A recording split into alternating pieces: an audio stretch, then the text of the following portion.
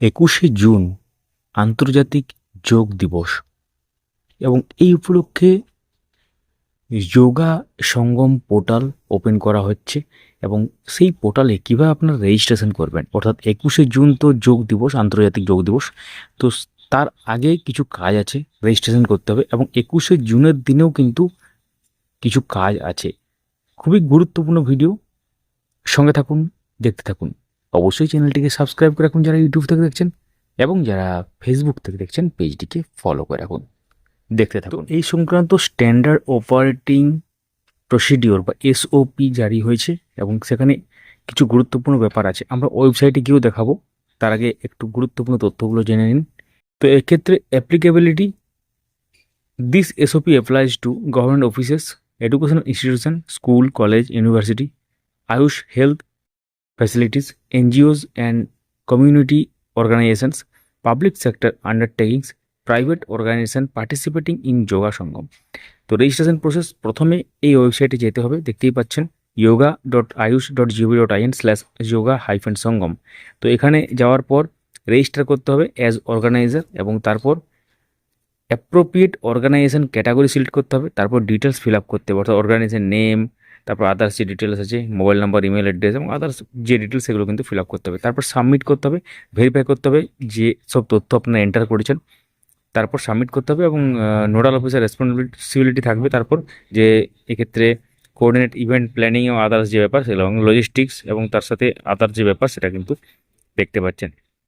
তো ডকুমেন্টেশনের ব্যাপার থাকবে একটা, অর্থাৎ ইভেন্ট এক্সিকিউশনের যে ব্যাপার সেটা কিন্তু একটু দেখে নেওয়া উচিত, কারণ 21শে June 2026 international Yoga day. Time as notified by the ministry of AYUSH, যে টাইমটা মেনশন করা হয়েছিল সেটাই কিন্তু আগের ভিডিওতে আমরা সেটা সম্ভবত বলেছি। তো অ্যাক্টিভিটিসের মধ্যে কী আছে, registration of participant, brief introduction to International Day of Yoga, conduct common yoga protocol session, address by dignitaries if applicable, group photograph.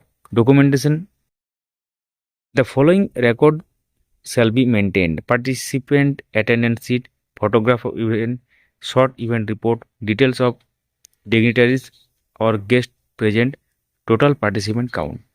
তো পোস্ট ইভেন্ট রিপোর্টিং, অর্থাৎ ইভেন্টের পরে যে রিপোর্ট সেই সংক্রান্ত ব্যাপার, পোর্টাল সাবমিশন আছে এবং within the stipulated time line after the event, log in using same reference ID, অর্থাৎ যে রেফারেন্স আইডি অনুসারে ব্যাপারটা আছে সেই অনুসারে কিন্তু করতে হবে, এবং এন্টার কী করতে হবে, actual number of participant, event details, photograph, brief events report, submit the final report online.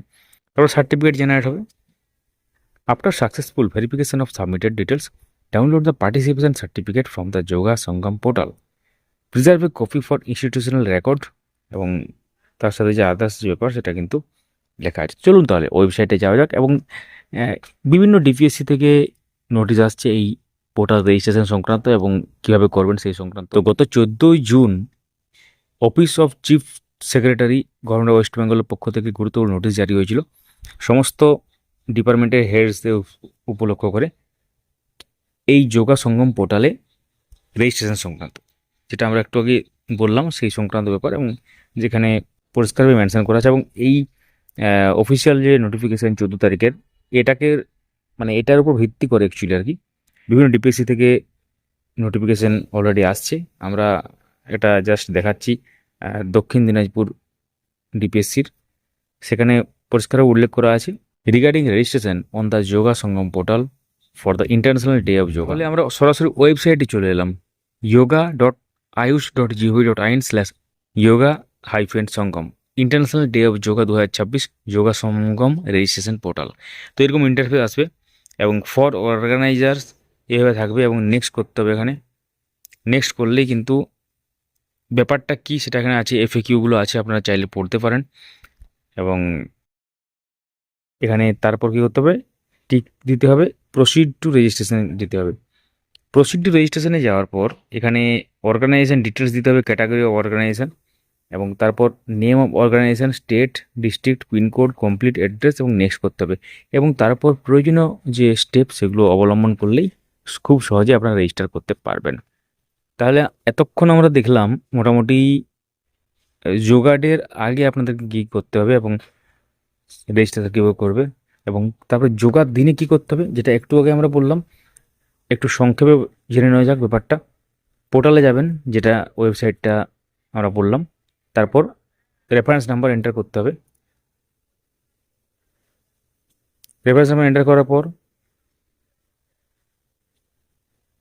Organisation ডিটেলসটা ফেচ হবে